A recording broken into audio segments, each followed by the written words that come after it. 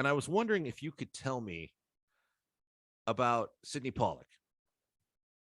Sidney Pollack, a very good director. I mean, he was, I think I interviewed him for our show, Saturday Night the Movies. We did him in, I believe, 1975. He was traveling through Toronto to promote 3 Days of the Condor.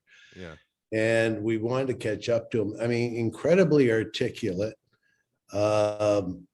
and was a director who really believed in delivering entertainment.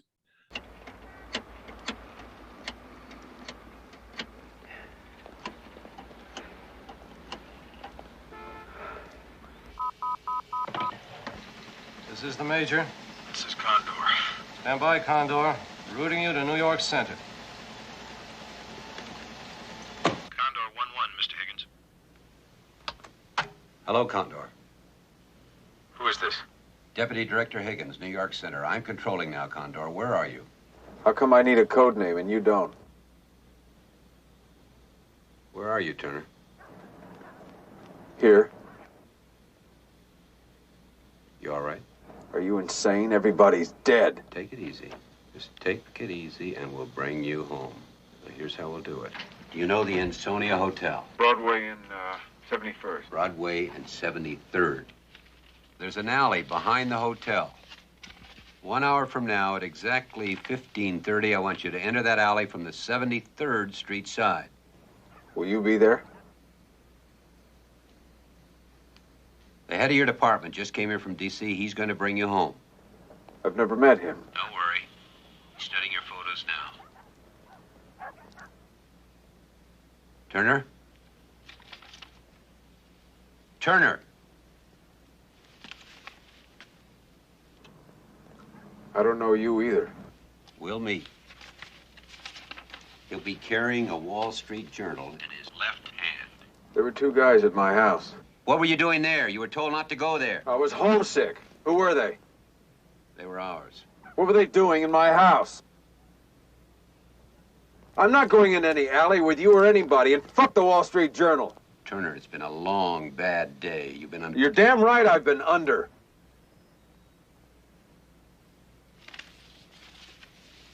All right, Turner. We'll bring along a familiar face, somebody you know. Who's left? Got a friend in statistics named Sam Barber. You guys are something. Will he do? Yes, Sam will do. All right, Turner. Stay well for 60 minutes, and you're home. Can I ask a question? Sure. What is happening? I'll talk to you in 60 minutes. You've got 55. I mean, he'd look for stories that would hopefully make some money, and he was very successful at that. And his films were always very solid. And then later on, he was producing some of the better films around as well. And we interviewed him again. It was, we would interview these people and break it into sections that we could use on various shows. And he was very good about talking about sex and violence in films and his approach to it.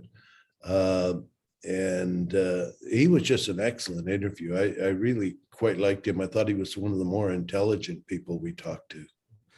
Yeah, he's fascinating. He was fascinating to listen to. He also liked to act quite a bit. 3 Days of the Condor also is a film that I would say is just a work of art.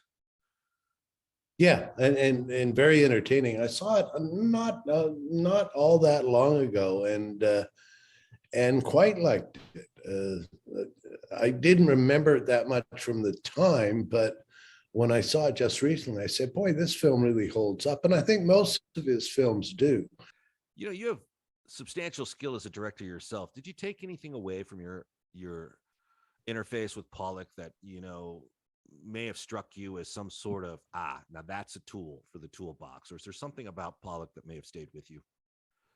No, I think, I mean, his approach was, the only thing I probably took from Pollack was his basic approach to constantly coming involved in, we were talking about sex and violence, when he had a scene of violence or of sex, of trying to do do it differently so it would not be the same old thing. And he said that was always a problem, how to do it.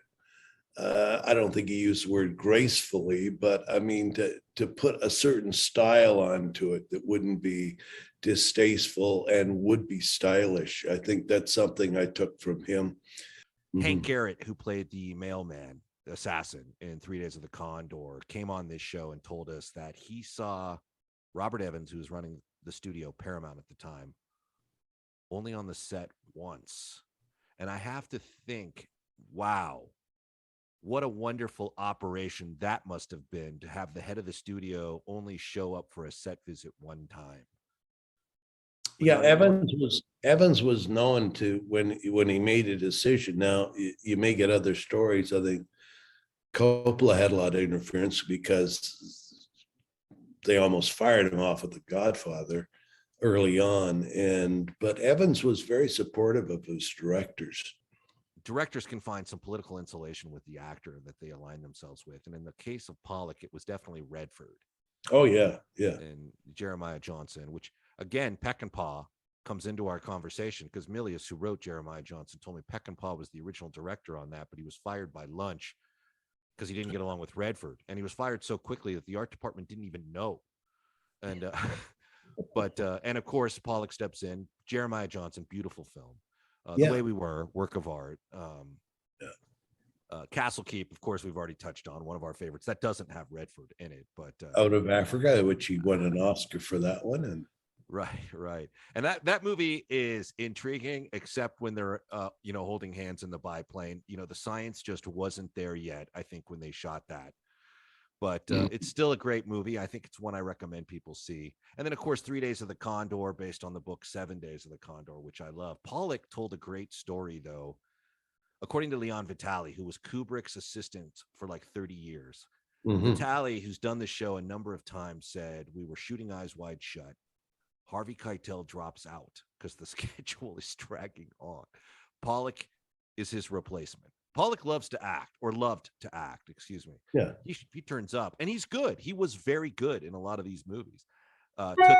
Tootsie being one of them. Yeah. And that's Bruce Pittman's agent signaling him now to get off of this interview before any more career damage is done by us. But Vitali says they spent 2 days shooting that scene in the billiard room during the Christmas party where Pollack would just walk across the room and open the door for Tom Cruise.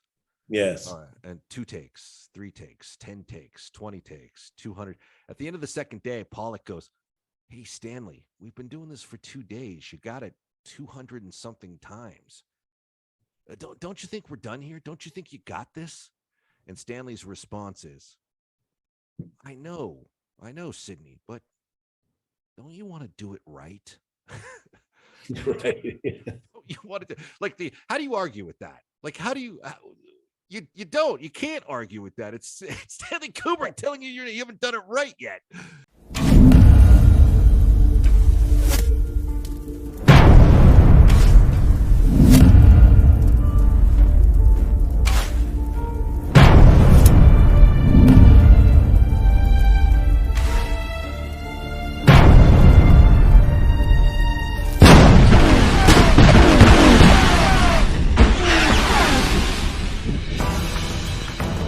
They were known as Lucifer and the Men with Painted Faces when they burned New Orleans to the ground.